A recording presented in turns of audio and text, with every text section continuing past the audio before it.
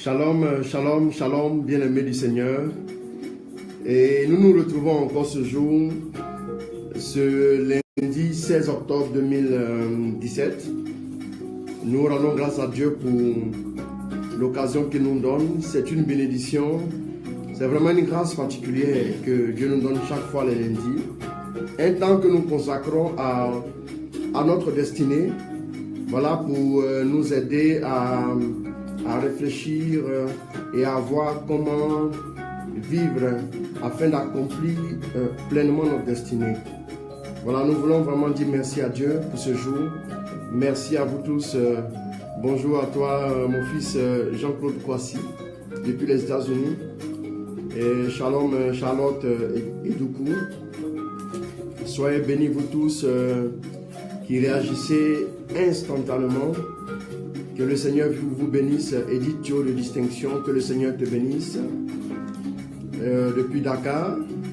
Et soyez comblés au-delà de vos espérances. Que le Seigneur vous visite. Que le Seigneur vous comble. Insta, Dieu dirige. Shalom. Marc, Brandon, Emmanuel. Shalom. Afi Fidélé. Shalom. Voilà, soyez bénis, soyez bénis, soyez bénis. Charlotte, soyez bénis. Voilà, que Dieu vous bénisse. Que sa grâce soit répandue dans vos vies. Soyez comblés à tous les niveaux et que sa faveur ne vous quitte jamais au nom de Jésus. La puissance sur nous, la puissance sur nous, la puissance descend sur nous. L'esprit et agit, ton onction sur nous, ton onction sur nous, ton onction descend sur nous, cet esprit et agit. Nous avons besoin de toi, nous avons besoin de toi, nous avons besoin de toi. Saint-Esprit et agit. Nous avons besoin de toi. Nous avons besoin de toi. Nous avons besoin de toi. Saint-Esprit et agit. Et agit. Et agit.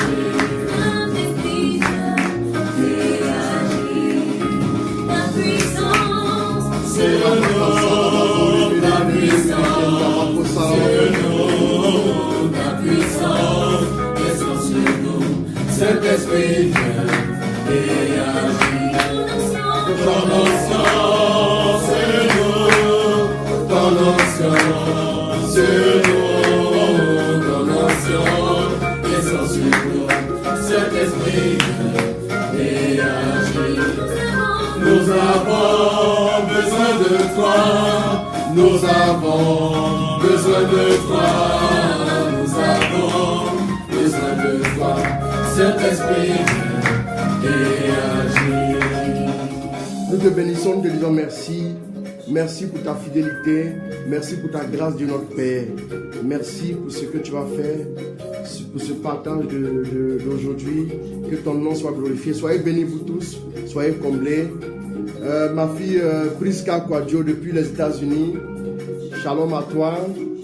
Et tout à l'heure, je vais répondre à ton SMS. Que Dieu te bénisse. Que Dieu te bénisse. Alors, que Dieu vous bénisse abondamment. Mariam Diallo, sois bénie. Voilà, sois bénie. Sois bénie pour ton soutien. Voilà, que Dieu te bénisse. Depuis à Toban, voilà, Dieu te bénisse. Amen. Amen, amen, amen, amen, amen, amen, amen, amen. Que le nom du Seigneur soit béni. Au nom de Jésus, amen. Amen. Constance Manga, depuis le Sénégal, sois bénie, ma fille. Sois bénie. Que le Seigneur te comble au-delà de toute espérance. Amen. Amen.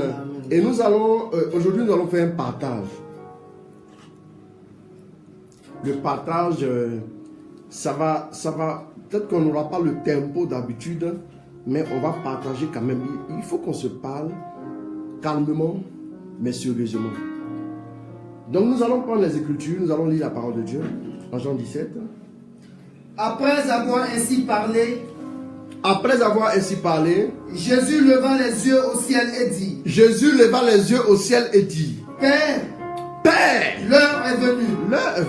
Glorifie ton Fils. Afin que ton Fils te glorifie. Consacre-les par la vérité. Donc nous allons, après le verset 1er, nous allons tout de suite au verset 17. C'est ça? Consacre-les, allons-y. Par la vérité. Ok. Ta parole est vérité. Comme tu m'as envoyé dans le monde. Je les envoie dans le monde. Et pour eux, je me consacre moi-même. Afin qu'ils soient eux aussi consacrés par la vérité. Je ne prie pas seulement pour eux. Je prie aussi pour ceux qui, grâce à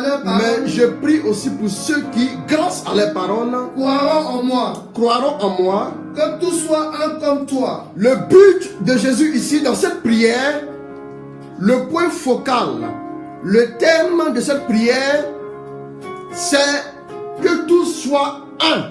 Jésus dit quoi? Allons-y. Que tout soit un comme toi. Père, tu es en moi. Et que je suis en toi. Et que moi-même je suis en toi. Qu'ils soient en nous eux aussi. Afin que le monde croit que tu m'as envoyé. Donc le but de l'unité, c'est que le monde puisse croire dans une vérité essentielle. Bien-aimés, depuis quelque temps, nous prêchons sur l'urgence d'annoncer la parole à temps et à contre-temps, d'annoncer la parole aux nations. Nous parlons de l'urgence de la prière. C'était le thème de l'élie dernier.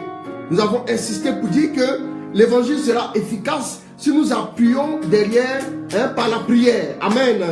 Donc aujourd'hui, un ingrédient qui est très important pour nous rendre efficaces dans la mission, pour nous rendre efficaces dans le travail que nous faisons. Parce que voyez-vous, nous sommes dans un moment d'urgence où Dieu est en train de travailler pour que les gens soient gagnés à lui.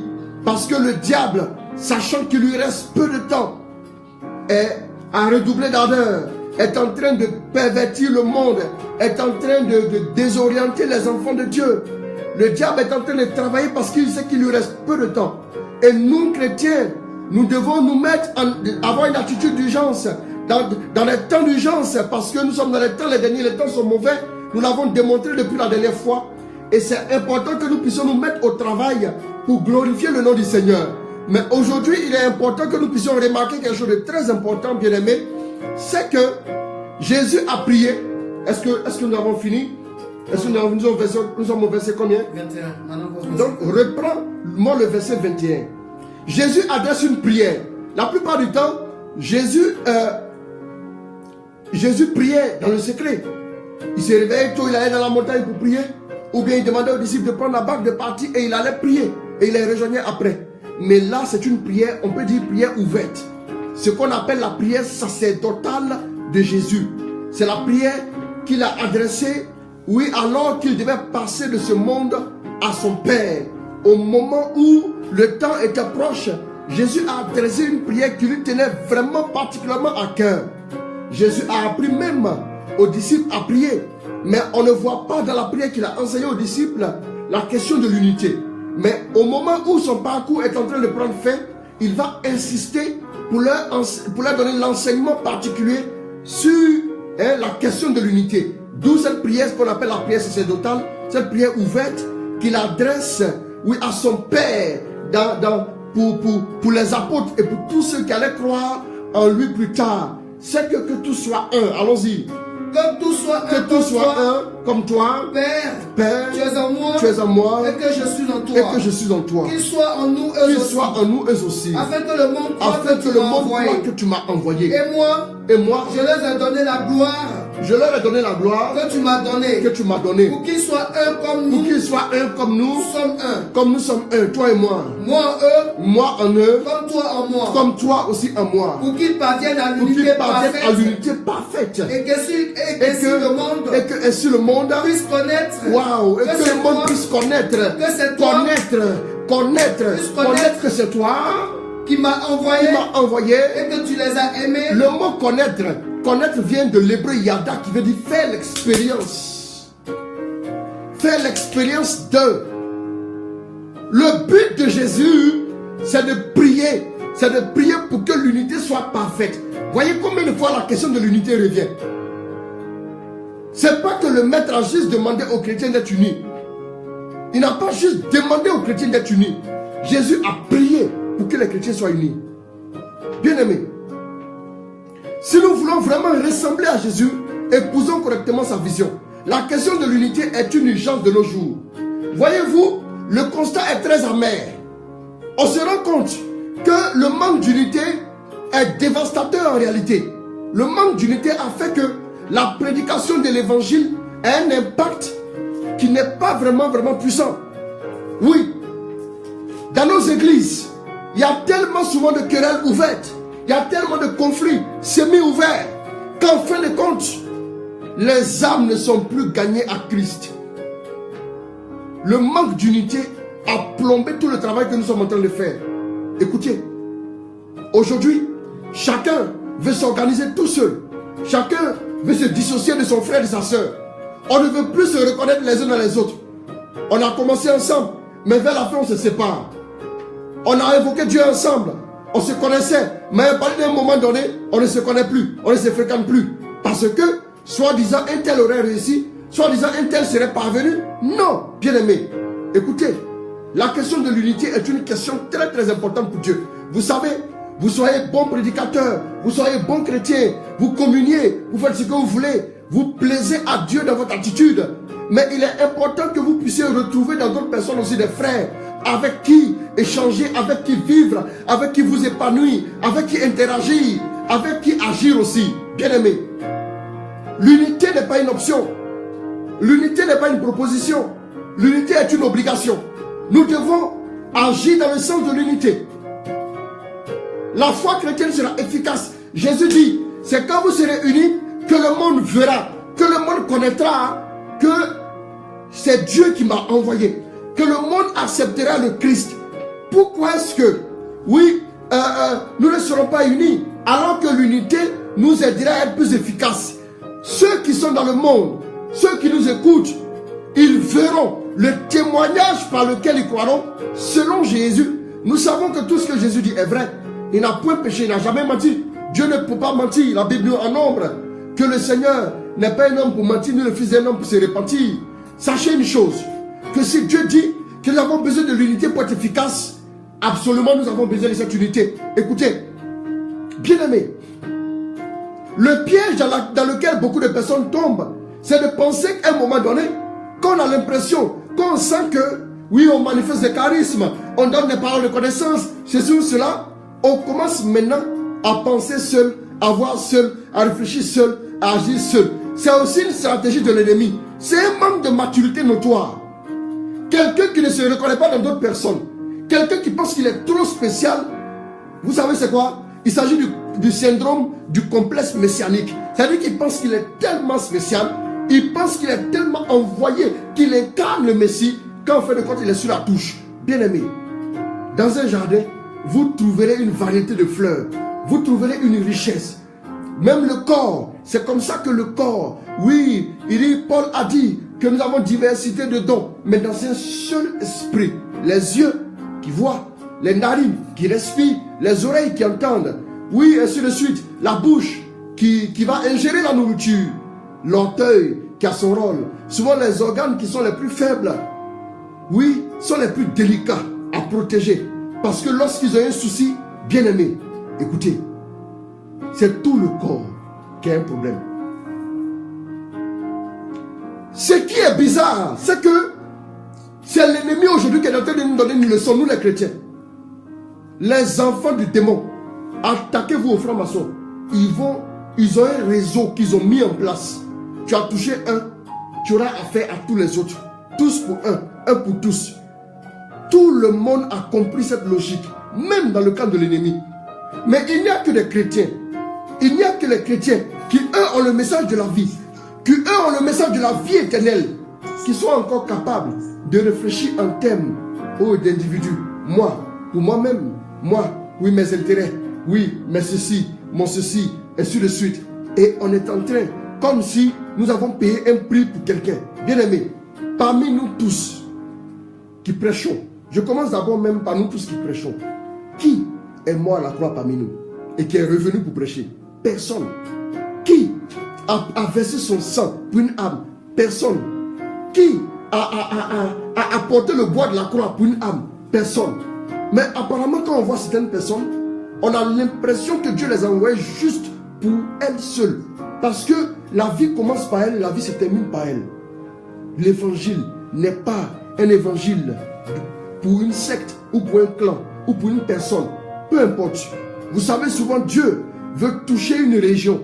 Peu importe la personne. Mais Dieu veut toucher la région. Dieu veut convertir les cœurs. Dieu veut saisir. Ce n'est plus une question de moi ou d'un tel. Peu importe. Mais si le message de Dieu est annoncé, à Dieu soit toute la gloire. Pensez que c'est nous qui allons tout faire. C'est une manière aussi de dire à Dieu qu'il n'est pas Dieu. Parce qu'il ne peut pas se passer de nous.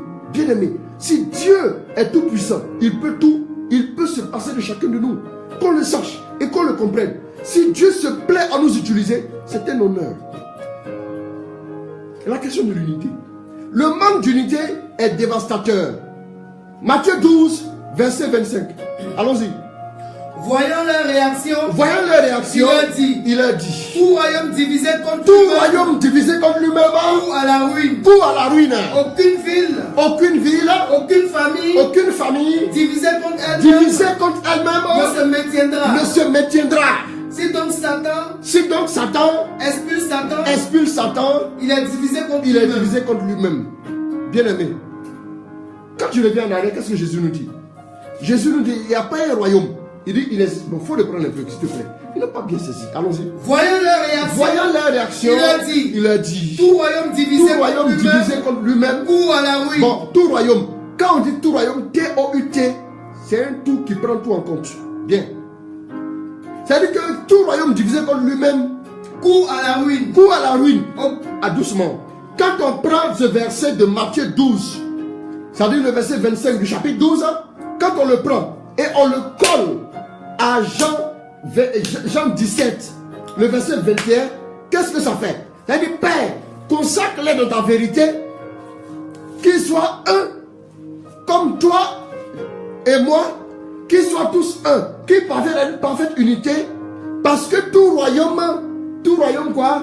Tout royaume qui est divisé contre lui-même ou à la ruine. Ça veut dire que si nous prêchons le royaume des cieux et que nous sommes divisés, oui, les uns contre les autres, ça voudra dire que le royaume des cieux que nous prêchons court à la ruine dans la vie des gens.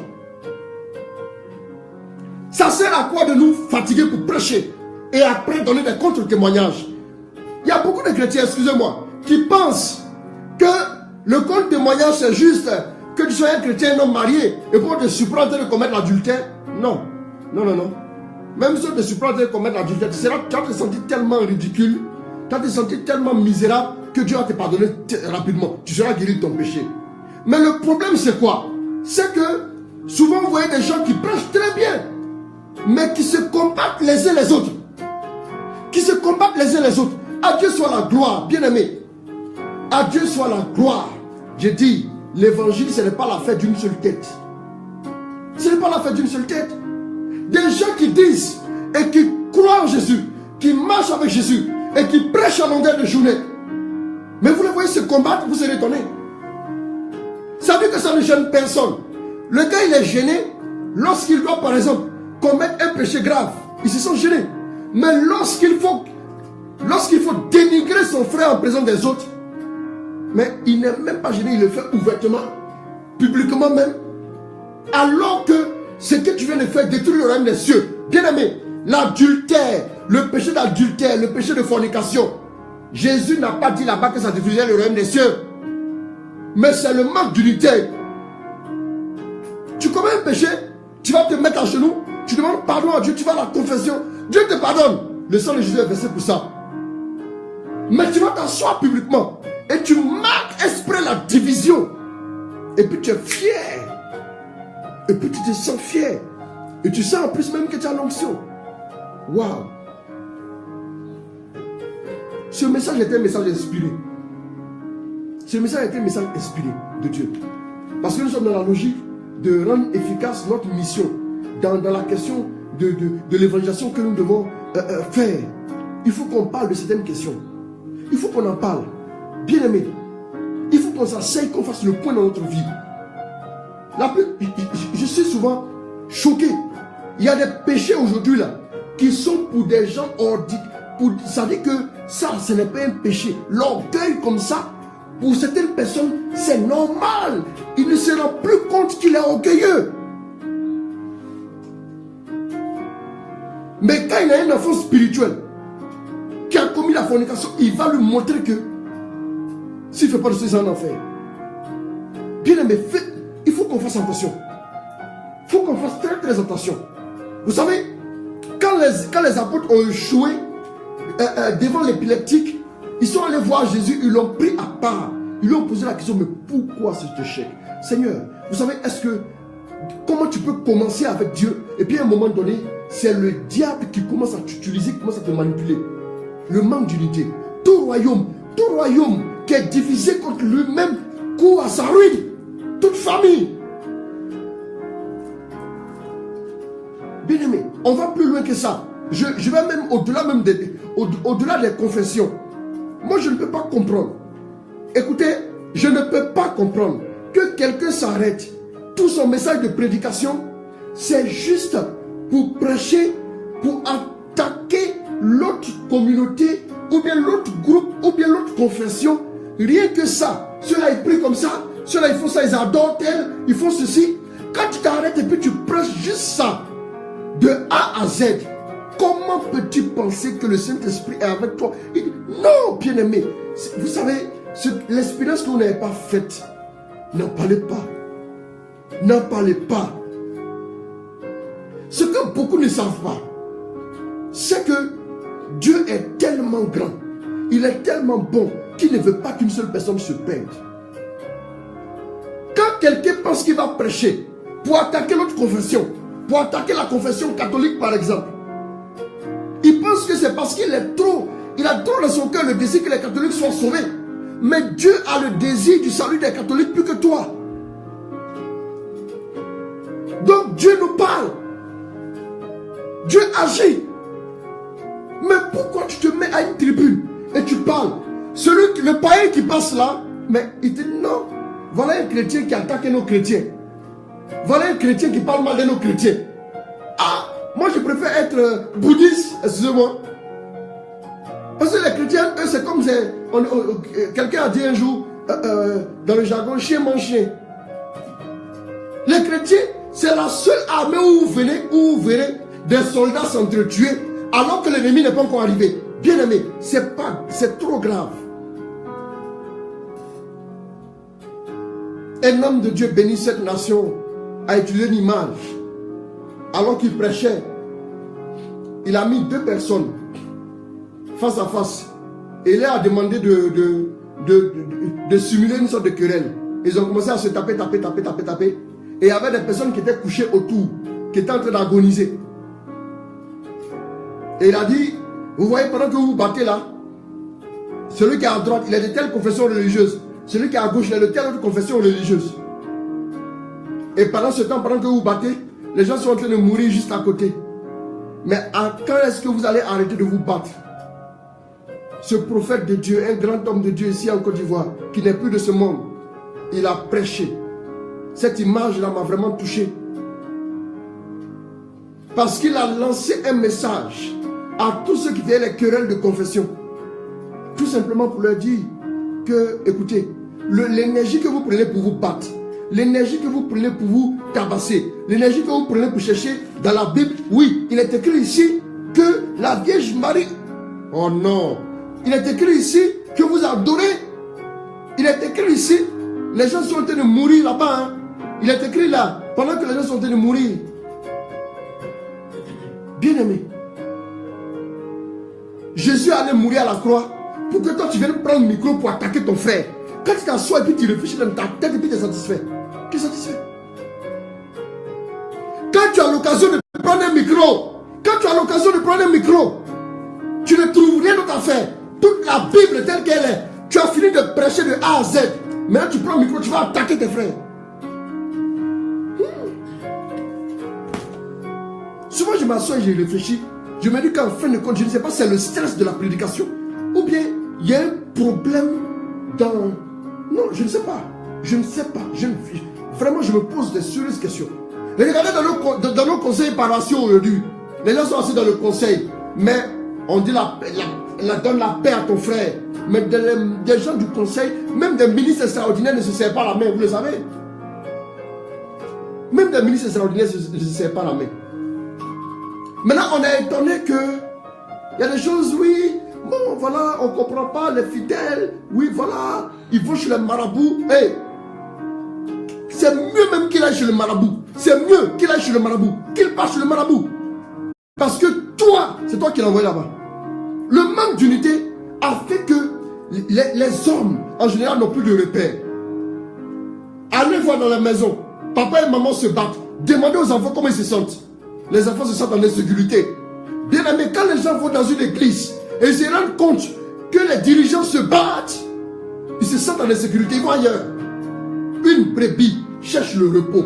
Une brebis cherche un lieu où se reposer, où trouver la paix. Bien aimé, la Bible dit, il me mène vers les prés d'herbes fraîches, vers les eaux du repos. Vers les eaux du repos. Les gens ne se gênent pas. Les choses sont devenues tellement charnelles dans nos églises que ouvertement, vous les voyez se bouder. Souvent, c'est fidèle contre prêtre, et fidèle contre fidèle, on ne sait pas où. C'est aberrant, c'est dangereux. Des gens qui vont faire, des fidèles qui vont faire des rapports sur les prêtres, qui vont s'asseoir, qui vont faire des rapports. Oui, le père là c'est comme ça, comme ça, comme ça, comme ça, comme ça. Pour que tout ce qui est fait, parce que lui son idée n'a pas été acceptée, on va aller torpiller les gens. Et puis on est étonné que dans nos familles on a des problèmes. On est étonné qu'on a des maladies bizarres. Parce que nous sommes en train de saboter le royaume des cieux. Nous sommes en train de saboter le royaume des cieux. Dieu est en train d'établir son royaume. Toi tu viens saboter. Jésus a dit, qui ne rassemble pas avec moi, disperse. De quel camp es-tu? Quelle gloire tu trouves quand tu prends un micro et puis tu attaques ton frère? Quelle gloire tu peux avoir? Quel honneur? En quoi est-ce que tu es élevé? En quoi est-ce que ça te grandit? En quoi est-ce que tu fais avancer le règne de Dieu? En quoi? Bien aimé, réfléchissons. L'urgence de l'unité. Ce n'est pas un message qui est adressé à quelqu'un. À Dieu soit la gloire, Dieu m'est témoin. Mais c'est un message tel que hier je l'ai ressenti. Je devais encore revenir sur la question de la prière. Mais le Seigneur me dit, tape un peu sur l'unité. Il dit, mais pourquoi? Qu'est-ce que je vais dire dessus? Il me dit, va, je t'inspirerai. Toute maison, tout royaume divisé contre lui-même court à la ruine. Toute maison, tout ministère, toute communauté religieuse divisée contre elle-même court à la ruine. Tu n'es même pas capable de prôner des idées d'unité, des sentiments d'unité. Et puis bon, voilà, tu veux qu'on te célèbre. Non, c'est pas comme ça que ça marche. Le manque d'unité. Le manque d'unité réduit considérablement l'impact de l'évangile. Le manque d'unité réduit l'impact de l'évangile. Paul a dit un jour que parmi vous, il n'y a pas de personnes sages au point que vous ayez des querelles entre vous et vous allez voir des païens pour régler. Bien aimé, écoutez-moi. Allez-y voir au tribunal au plateau. Allez au tribunal du plateau, Abidjan ici, au plateau. Allez voir dans le bureau des juges les dossiers de mariage religieux en instance de divorce. Allez voir. Je ne vais pas vous dire le nombre. J'ai discuté avec un prêtre qui fait une étude dessus.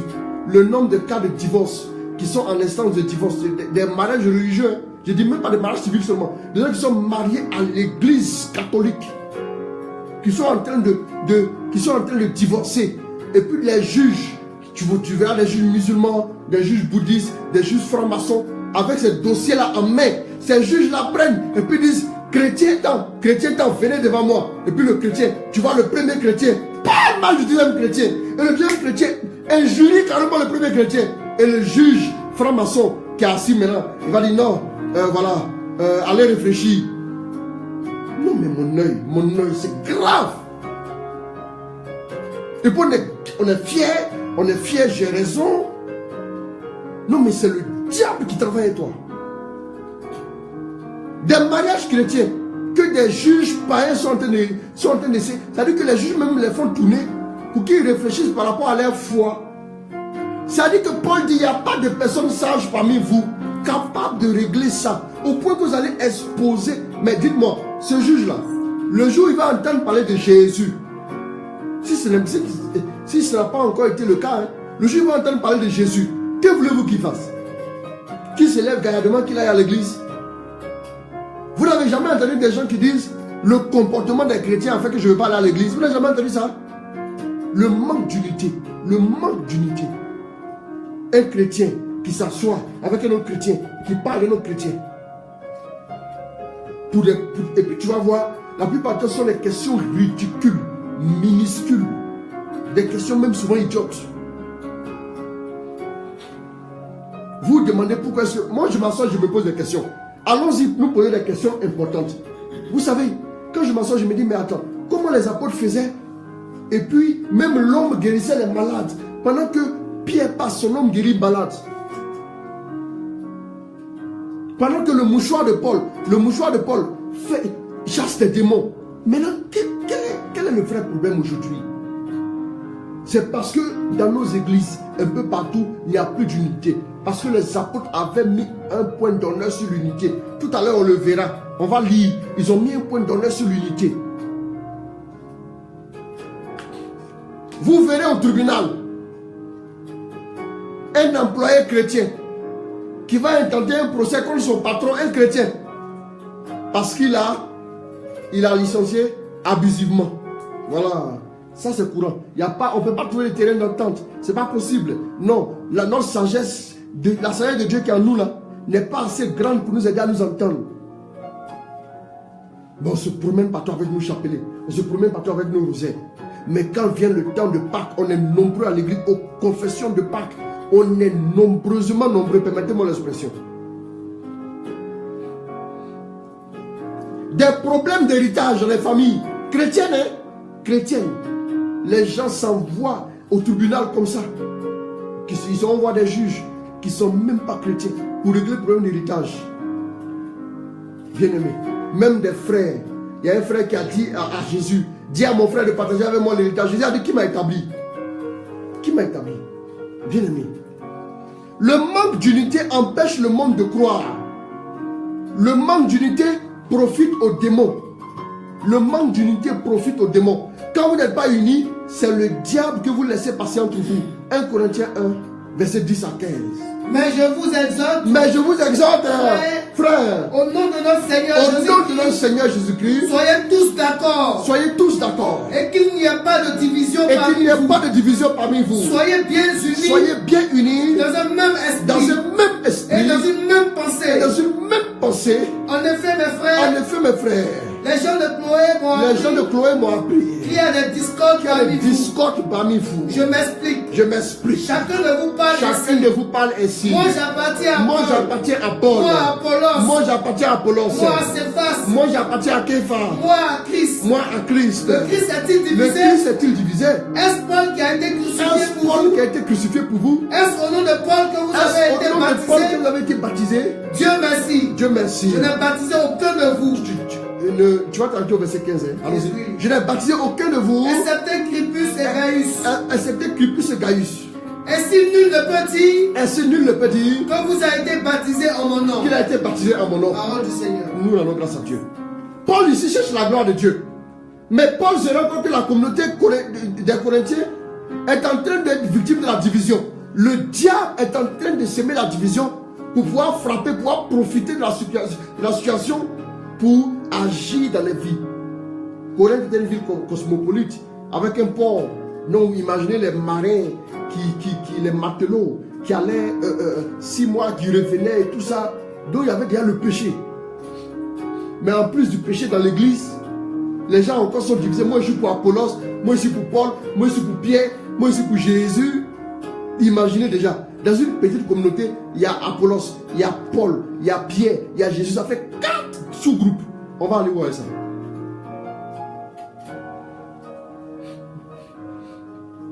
L'unité profite aux démons. Quand vous n'êtes pas unis, je me souviens il y a 16 ans, 17 ans, quand nous étions à l'intercession, on chassait les démons. Nos responsables insistaient en nous enseignant. Vous devez d'abord être unis. Voilà pourquoi, quand on était à l'intercession, on se donnait les mains comme ça quand nous commencions à prier. Je donne ma main gauche à mon frère, je prends sa main droite, et ma main droite pour saisir la main gauche de l'autre frère. Et ainsi de suite, on fait une chaîne et on commençait à élever la voix à prier. C'est un symbole d'unité déjà.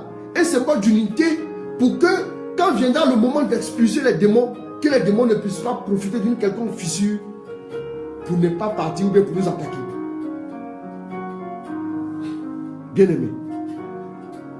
Quand Satan veut attaquer une communauté, la première des choses, il lance la division. Quand Satan veut détruire une communauté, il commence par la division. Il commence pas par attaquer. Quand il y a la division quelque part, c'est sûr que tout le monde n'aura pas son plein potentiel. C'est sûr qu'il sera en position de faiblesse. Bien aimé, vous voulez montrer-moi une communauté divisée, je vous montrerai une communauté très faible. Montrez-moi une communauté divisée, je vous montrerai une communauté qui va être victime de Satan d'une façon atroce. La division. Satan commence par la division. La division est le tapis rouge du diable. La division est le tapis rouge qui permet au diable d'agir avec force dans nos communautés. La division. Le manque d'unité profite aux démons. Le manque d'unité rend nos prières inefficaces et nous empêche de rentrer dans nos bénédictions. Le manque d'unité nous empêche de rentrer dans nos bénédictions. Bien aimé, chrétien, toi tu es allé quelque part dans un groupe, on t'a frustré, tu ne vas plus. Oh, voilà, vraiment beaucoup de courage. Hein? Parce que tu as encore du chemin. Tu as encore du chemin. Toi, juste à cause d'une frustration, tu ne vas plus. Non, tu as encore du chemin. Tu as encore du chemin. Bien aimé. Non. Le manque d'unité rend nos prières inefficaces et nous empêche de rentrer dans nos bénédictions. Somme 133. Oh, quel plaisir! Quel plaisir! Quel bonheur! De se trouver entre frères, dans l'unité. C'est comme l'huile. C'est comme l'huile qui parfume la tête. Et descend sur la barbe. L'huile de faveur. Sur la barbe d'Aaron. Doucement, qui descend sur la barbe d'Aaron. L'huile de faveur qui coule de la tête à la barbe d'Aaron. Cette huile-là, c'est l'huile de la faveur, c'est l'huile de l'exaucement. Quand les frères sont unis ensemble, quand les frères sont ensemble, quand les frères se donnent la main, quand ils ont le plaisir de se retrouver dans la joie, avant même de commencer quoi que ce soit, la bénédiction commence à descendre. Bien aimé, parmi vous tous qui m'écoutez, qui n'aimerait pas être béni? Tu veux être béni? Trouve des frères avec qui fraterniser. Crée des connexions, fraternise. Retrouve-toi avec des personnes. Sois heureux, sois content de les retrouver, jubile de les retrouver. Tu vas voir que la bénédiction va commencer tout de suite comme ça. Il y a des gens qui sont venus me voir pour des écoutes spirituelles. Je les ai orientés vers des groupes qui sont même pas... C'est même pas mon groupe. Je les ai orientés vers des groupes. Va, rentre dans tel groupe, vis ta foi. Vas-y, vis bien ta foi là-bas. Vis ta foi. Ces personnes-là sont entrées dans des groupes. En moins d'un an, il y a des grâces qui ont commencé à leur être accordées. La grâce du mariage et l'emploi. Il n'y a pas eu de prière. Il y a eu juste qu'à aller retrouver des gens avec qui fraterniser. Bien aimé.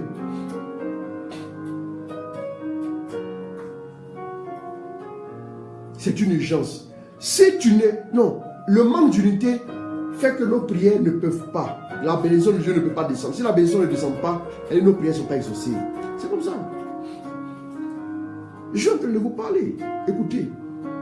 Vous voyez que c'est un thème. J'aurais pu venir ici m'asseoir et puis vous parler de oh, comment être béni. 45 minutes, pouf, pas décharger, gonfler à bloc. Mais ça sert à quoi? Des gens qui vont finir remplis comme ça de la puissance de Dieu, puis après ils vont les détester, rejeter les frères. Vous voyez, quand vous asseyez, vous faites.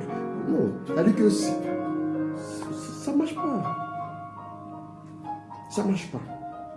Dieu ne veut pas qu'on soit des chrétiens bébés. Le bébé, non. Le bébé, le bébé n'a pas trop envie de fraterniser. Le bébé, quand il a quelque chose, il le garde pour lui seul. Dieu veut qu'on soit mature. Dieu veut qu'on soit mature. Et vous savez, quand vous allez devenir vraiment mature, il y a des choses que vous allez comprendre plus facilement. Mais quand il y a des choses qui ne passent pas, c'est la preuve que vous n'êtes pas encore mature. C'est un signe souvent d'immaturité. Ce n'est même pas qu'il y a un problème, mais c'est un signe juste d'immaturité, juste ça. Le manque d'unité rend nos prières inefficaces et nous empêche d'entrer dans nos bénédictions. Bien-aimés.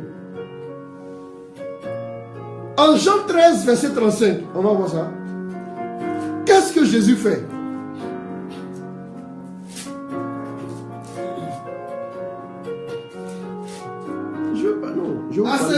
À ceci, tous vous reconnaîtront pour mes disciples. À ceci, tous vous reconnaîtront pour mes disciples. À l'amour que vous aurez les uns pour les autres. Que vous aurez les uns pour les autres.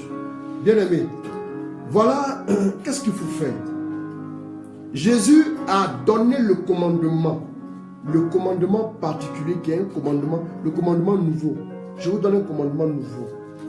Ce commandement, c'est d'aimer, des actes à poser pour que l'unité devienne une réalité chez nous. L'amour fraternel.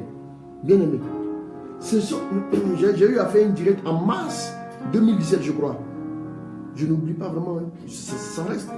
En mars, vers la fin du mois de mars, j'ai fait un direct où j'ai parlé de l'amour. J'ai parlé de l'amour fraternel. Chaque jour qui passe, tu dois éprouver ton amour pour les autres et travailler à le construire. Parce que si tu n'aimes pas tes frères, ce n'est pas la peine d'aller au ciel. Parce qu'au ciel, il y aura d'autres personnes qui seront là-bas. Non, je vous dis. Celui que j'entends détester là, lui il prie, il gêne pour aller au ciel. Toi aussi tu pries, tu gênes pour aller au ciel. Bon, quand vous le trouvez là-bas, comment vous faites? Quelqu'un a déjà envisagé ça une fois? Non, je ne vais pas le voir, je ne vais pas le sentir, Mais quand vous allez vous retrouver au ciel, tu vas le sentir, ou bien tu vas faire quoi? Non. Souvent quand je m'assois, je réfléchis. Ce n'est même pas une question de révélation. Selon le pays, réfléchissons comme des hommes qui ont un cerveau. Juste ça. Réfléchissons. Tu le détestes. Arrivé au ciel, tu le vois, tu fais quoi? Je change de route. De telles idées ne vont pas t'envoyer au ciel. Changer de route. L'occasion ne peut pas t'être donnée de faire ça. Non, ce n'est pas possible. Bien aimé. Voilà ce qui montre les limites de certains chrétiens. Les limites, ça veut dire qu'ils sont très limités dans leur vision. L'amour fraternel. En ce qui concerne l'amour, Jésus parle de quoi? Un commandement. Un commandement. Jésus n'a pas dit je vous donne un conseil. Je vous donne une proposition. Jésus n'a pas dit je vous donne une suggestion. Quand je fais une suggestion, si tu appelles frère, je te suggère de faire ça, tu peux ne pas faire. Mais c'est ton affaire. Si je te donne un conseil, tu peux ne pas le prendre en compte. Si je te fais une proposition, tu peux la rejeter. Mais quand on te donne un commandement, c'est une obligation. Le commandement, à un commandement on obéit. Jésus dit je vous donne un commandement nouveau. Tu peux me retrouver ça, la partie de 6, un commandement nouveau. Dans les sièges du 35. Jean 13, 35. Cherche. Je vous donne un commandement nouveau, c'est le 34. Lis-moi. Je vous donne un commandement nouveau. Je vous donne un commandement nouveau. Aimez-vous les uns les autres. Aimez-vous les uns les autres. Comme je vous ai aimé. Qu'est-ce qui fait qu'on n'arrive pas à créer l'unité? Parce que nous n'aimons pas assez. On n'aime pas nos frères. La Bible dit Jésus qui a aimé les siens, il les aima jusqu'au bout. Voilà. Amen. Amen. Voilà. Jésus les a aimés jusqu'au bout. L'amour fraternel. L'amour fraternel doit nous amener à ne pas regarder les défauts de nos frères. Parce que Dieu lutte déjà pour changer ses défauts. Ce que vous ne savez pas, c'est que quand vous voyez les défauts des gens, Dieu lutte pour que ces défauts changent. Donc ce que tu peux faire, c'est de prier pour que Dieu, pour faciliter la tâche de cet esprit, pour le changer. Mais le rejeter n'aidera pas à régler la situation. L'amour fraternel. L'amour est un commandement. Je ne fais pas d'enseignement sur l'amour. Voilà pourquoi je ne veux pas approfondir. Ce n'est pas un enseignement sur l'amour que je fais. Mais je dis la question de l'amour est essentielle si nous voulons pouvoir vivre une unité parfaite. une unité parfaite. Sinon, j'allais décortiquer l'amour ici. Parce que Paul a dit que l'amour supporte tout, l'amour croit tout.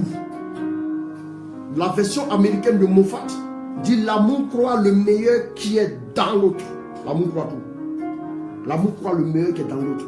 C'est-à-dire que l'amour espère, l'amour croit qu'il est bon. En réalité, il est bon. Il est bon. Même si on voit certaines choses qui semblent être bizarres.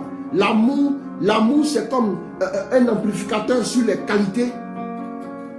Et maintenant, qui ferme les yeux sur les défauts. Si Dieu ne fait pas ça, il nous écrase nous tous ici. Oui. Parmi vous tous, parmi nous tous, qui peut dire que il n'a pas demandé pardon à Dieu en venant? Qui peut dire qu'il est sans péché, même à l'heure actuelle? Qui peut dire qu'il est sans péché, même après ta confession? Il n'y a pas la miséricorde de Dieu, c'est pas la peine. C'est vrai, Dieu t'aime. Quand il t'aime, il te regarde, malgré tes péchés, malgré tout ce que tu fais. Quand je regarde souvent certaines personnes, oui, moi je sais que Dieu ne m'aime pas, ouais, n'importe quoi. Toi tu sais que Dieu ne t'aime pas. Quelqu'un qui ne t'aime pas, il a donné son fils à la croix pour toi. Maintenant, quelqu'un qui dit il t'aime, il n'est même pas capable d'aller voir tes parents pour demander ta main, tu vas dormir à lui. Souvent je m'assois, je réfléchis, je me dis, mais les chrétiens là, le diable ce soit pire lui quoi. Toi tu es chrétien, tu pries, tu invoques Dieu. Depuis que tu invoques Dieu là, tu entends dans ton oreille spirituelle là, que tu vas voyager, que tu vas avoir visa, que tu vas avoir promotion. Mais tu n'as pas encore entendu que ton frère qui est là, tu dois l'aimer. Mais c'est quel chrétien ça? Tu n'as pas encore entendu des choses élémentaires. Aime ton frère. Aime ton prochain comme toi-même. La loi et le prophète, c'est le résumé. Oh Seigneur, bénis-moi. Je casse, je brise, je découpe. On casse, on brise, on découpe tout. Mais quand on finit de découper, ça repousse en même temps. Après avoir tout brisé. Pourquoi? Parce qu'il n'y a pas d'amour dans nos cœurs. Nos cœurs sont manipulés par Satan, par le diable. Tu l'as ton frère, lui là même s'il me connaît. Et s'il sait ce qu'elle lui montrer. Le Dieu que toi tu aimes, le Dieu qui t'aime là, c'est le même Dieu qui l'a créé avec l'amour aussi. Mais quand toi tu penses comme ça, puis tu vas t'asseoir devant Dieu. Oh Seigneur, bénis-moi, bénis-moi. Oh, mon élévation, j'ai plus mon élévation. Allez, on va prier. Arrête. J'ai voulu restreindre un peu quelque chose. Restreindre un peu certaines choses. Je ne veux pas être trop long. L'amour est un commandement. Un commandement, on obéit. C'est à l'amour que tous connaîtront. L'amour révèle ce que nous sommes. Notre véritable identité, nous pesons exactement, oui, l'amour que nous avons envers les autres. C'est comme ça. Voilà pourquoi la Bible dit, j'ai beau parler en langue. J'ai donné tous mes biens. 1 Corinthiens 13, vous pouvez voir ça là-bas. J'ai donné tous mes biens.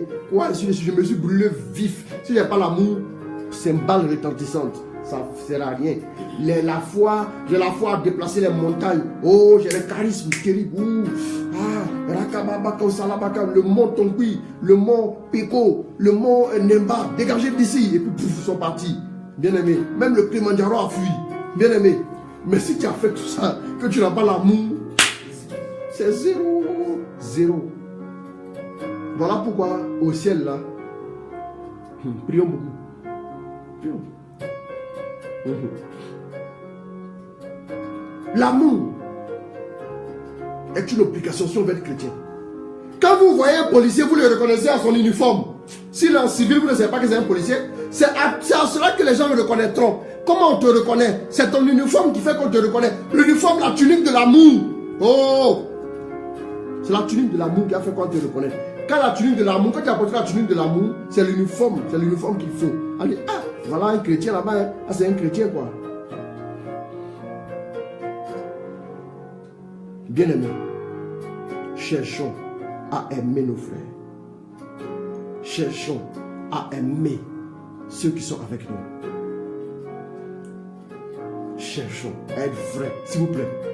Arrêtons l'hypocrisie aujourd'hui qui est de plus en plus réelle dans nos églises. L'hypocrisie, tu ris avec lui et dès qu'il tourne le dos, tu es en train de le torpiller, comment on le fait chuter? Quand il y a un petit poste, oui, responsable de ceci à l'église, automatiquement, oh, le poste me revenait. Moi, je suis plus ancien que lui. Donc, dès qu'il descend, je cherche à le torpiller pour le faire tomber. Je cherche à le torpiller pour le faire tomber. Vous voyez? Mais souvent, on s'assoit, on fait tout ça. Et ce qui est vraiment idiot, c'est qu'on ne se rend pas compte que Dieu le voit clairement. Hein. C'est-à-dire qu'on est encore aveuglé. En plus de ne pas aimer, on est aveuglé. On ne se rend pas compte. Bien aimé, je dis toujours aux gens, Dieu n'a pas peur de toi. Il va te dire ce que tu es. Si tu vas dans la vérité devant lui, c'est pas quand tu vas devant Dieu, tu commences par blaser, tu commences par bloquer tout. En fait, je suis venu te voir parce que on a fait une nouvelle évangélisation, ou bien parce que le conseil doit acquérir un terrain. Hey, tu es venu voir Dieu pour ça. Même les publicains là sont mieux que toi. C'est la triste vérité. Pratiquons la miséricorde. Matthieu 18, verset 21. Alors Pierre s'approcha et lui dit: pour renforcer l'unité, nous devons pratiquer l'amour, nous devons pratiquer la miséricorde. Allons-y. Pierre s'approcha et lui dit: Seigneur, tout de suite, oui. Comme mon frère commettra une faute à mon égard, combien de fois lui pardonnerai-je? Combien de fois je vais devoir lui pardonner? Dis-moi, parce que jusqu'à 7 fois. Bon, est-ce que si j'ai pardonné 7 fois, j'ai beaucoup fait, non? Allons-y. Jésus lui dit: je ne te dis pas jusqu'à 7 fois. Je ne te dis pas jusqu'à 7 fois. Mais jusqu'à 70 fois 7 fois. Mais jusqu'à 70 fois 7 fois. Voilà. 70 fois 7 fois. C'est-à-dire que ne t'arrête jamais. Il faut voir le verset 21 et il faut voir le verset 34-35. Je ne veux pas qu'on lise tout, hein, comme on n'a pas tout le temps. Matthieu 18. Toujours 18. Et dans sa colère, oui, son maître le livra, oui, au tortionnaire, oui, en attendant qu'il lui remboursait tout ce qu'il lui devait. Oui. C'est ainsi que mon Père Céleste vous traitera. C'est ainsi que mon Père Céleste vous traitera. Si chacun de vous ne pardonne pas à son frère du fond de son cœur. Voilà.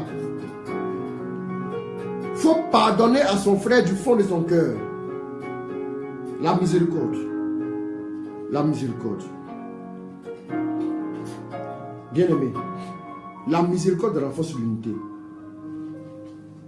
Quand vous faites miséricorde à quelqu'un, il est appelé normalement à vous aimer et à être proche de vous. Même s'il ne vous aime pas, faites miséricorde. Ne pensez pas que quand vous faites miséricorde, vous devenez faible.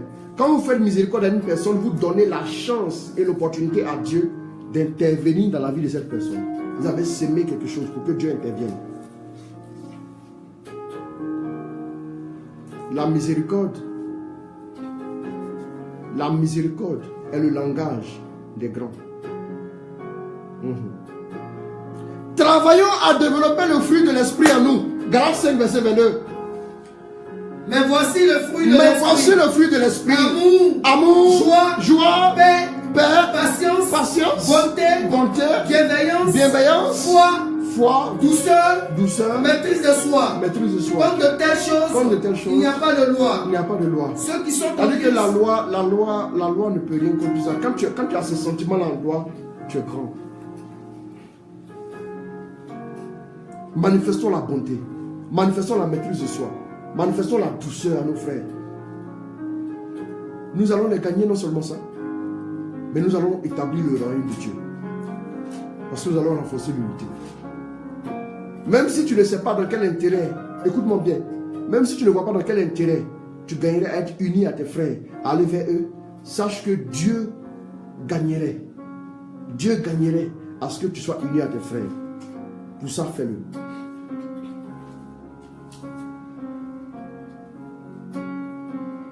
Travaillons à rechercher la communion avec les autres. Travaillons à rechercher la communion avec les autres. Acte 2, verset 42 à 44. Bien aimé, n'attendons pas. Non.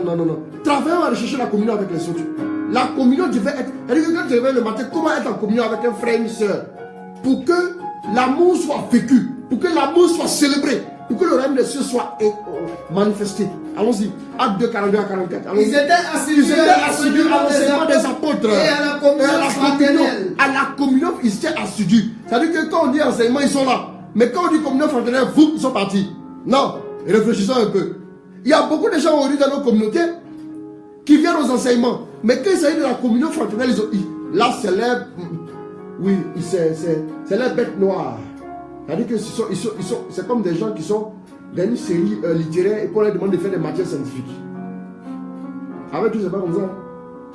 Ils étaient assidus à la communion fraternelle, allons-y. À la fraction du pain. À la fraction du pain. Et aux prières. Et aux prières. La crainte gagnait tout le monde. La crainte gagnait tout ce qui était autour. Beaucoup de prodiges et de signes s'accomplissaient dans les apôtres.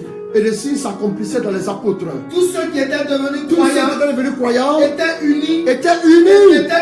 Tous les croyants étaient unis. Pourquoi est-ce que les apôtres avaient une force? Pourquoi est-ce que l'homme de Pierre guérissait les malades? Pourquoi? Le vrai pourquoi? La réponse se trouve là. Parce que tous ceux qui étaient croyants étaient unis et mettaient tout en commun. Tu as fini le 44? Oh, j'aime cette parole-là. Ils étaient tellement unis. C'est-à-dire qu'on est tellement unis, toi et moi, que chacun de nous, tout ce qu'il a, il dépose. L'autre aussi dépose. On met tout ensemble, on divise en deux, on s'aime. C'est fini. Bien aimé, s'agréger à un groupe, appartenir à une famille, c'est aussi nécessaire parce que quand on met tout en commun, mon régime de prière, mes heures de prière, je les mets à disposition du groupe. Les heures de prière de l'autre. Un plus 10 heures, un plus 2 heures. Quand on met ensemble, ça fait 12 heures. Quand on divise en deux, ça fait 6 heures, 6 heures. Donc il y a une énergie suffisante pour aller intervenir dans la vie de chacun. Voilà pourquoi quand Pierre était en prison, les gens élevaient la voix et priaient. Parce qu'ils étaient unis. Cette unité-là a fait que les apôtres avaient une force. Nous voyons aussi que les apôtres étaient unis dans la prière. Je ne sais pas si vous m'avez noté ça. Acte 4. L'unité rend nos prières efficaces. L'unité rend nos prières efficaces. Matthieu 18, verset 19. Matthieu 18, verset 19. Et ensuite, Acte 4, 23 à 31. Matthieu 18, verset 19. J'y suis, je vais lire. Allons-y. Je vous le déclare encore. Si deux d'entre vous sur la terre se mettent d'accord pour demander quoi que ce soit, cela leur sera accordé par mon Père. S'ils se mettent d'accord et demandent quoi que ce soit, cela leur sera accordé. Bien aimé, écoutez. Si deux se mettent d'accord, demandent quoi que ce soit, cela leur sera accordé. Amen. Vous voyez comment l'unité est puissante. Acte 4, 31. Bon, Acte 4, verset 23 à 31 parle des apôtres qui sont sortis de prison, qui ont rendu compte et qui ont commencé à prier. Ils élevaient tous ensemble la voix et après, l'endroit où ils se trouvaient trembla sous l'action de l'Esprit. Et ils furent tous remplis de cet esprit. Et ils ont commencé à faire des miracles encore terribles. L'unité. L'unité attire la présence de Dieu. Matthieu 18. Verset 20. L'unité attire la présence de Dieu. Matthieu 18, verset 20. Car là, où deux ou trois sont ensemble à mon nom, je suis au milieu d'eux. Je suis présent au milieu d'eux. Quand on est unis, on se retrouve. On est déjà là. Au nom du Seigneur, on se retrouve. Qu'est-ce qui fait que je m'en vais vers mon frère? C'est le nom du Seigneur. Mais c'est mon frère en Christ. On se retrouve, deux ou trois. Dès qu'on se réunit, Dieu est au milieu de nous en même temps. L'unité est très importante. Bien aimé. Terminons avec Ephésiens 4, verset 1 à 7. Je vous y exhorte. Donc dans le Seigneur. Moi qui suis prisonnier. Accordez votre vie à l'appel. À l'appel que vous avez reçu. En toute humilité et douceur. Avec patience. Supportez-vous les uns les autres. Dans l'amour. Appliquez-vous à garder l'unité de l'esprit. Par le lien de la paix. Il y a un seul corps. Et un seul esprit. De même que votre vocation. Vous a appelé à une seule espérance. Un seul Seigneur. Une seule foi. Un seul baptême. Un seul Dieu. Et Père de tous, qui règne sur tous, agit par tous, et demeure en tous. À chacun de nous, cependant la grâce a été donnée selon la mesure du don du Christ. Amen. Amen. Est-ce que nous pouvons acclamer cette parole-là? Je bénis Dieu pour cette parole. Que le nom du Seigneur soit béni. Que le nom du Seigneur soit célébré. Bien-aimé, je termine avec Ephésiens 4, verset 1 à 7. Je répète, Ephésiens 4, verset 1 à 7. Éphésiens 4, verset 1 à 7. Que chacun lise ce passage à la maison. Nous reprenons ensemble le chant pour terminer en rendant grâce à Dieu. Bénissons le Seigneur.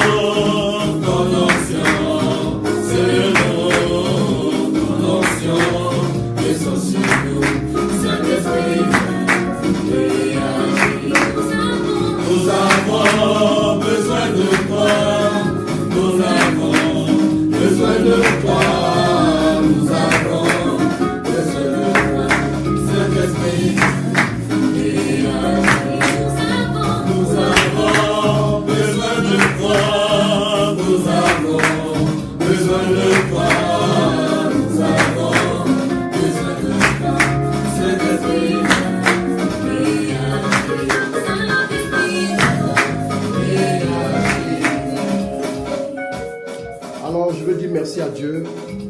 Que Dieu vous bénisse tous. J'invite chacun à poser un pas vers une autre personne. Ce pas que tu poseras vaudra plus que des heures passées en prière. Parce que de la même manière, Dieu est content. Il est réjoui que ta vie lui soit donnée. C'est comme ça aussi il veut que la vie de l'autre lui soit donnée et que vous soyez unis. Bien-aimés, ajustons-nous un tout petit peu. Essayons de voir pour une fois. Oui, ce qui apparemment avait été, nous avons raison. Essayons de voir ça sous un autre angle. Peut-être que l'autre aussi a peut-être raison. Aidons l'autre à devenir meilleur. Par l'amour, par la miséricorde. Je me confie donc pour terminer à vos prières. Je pars en voyage pour 4 jours. Et portez-moi en prière. Je vais prendre le temps de retraite personnelle du mardi au samedi, hors du pays. Et que le nom du Seigneur soit béni. Je vous aime très fort. Je vous aime très fort. Je vous aime. Et je vous salue vous tous. Sois béni, Constance Manga. Que Dieu te garde. Que Dieu bénisse Mélie Dou. Et que Dieu vous garde. Qu'il veille sur vous. Dans le nom de notre Seigneur Jésus-Christ. Que Dieu vous bénisse. Qu'il vous comble au-delà de toutes choses au nom de Jésus. Amen, amen, amen, amen, amen, amen. Amen. Au nom du Père, du Fils et du Saint-Esprit. Amen.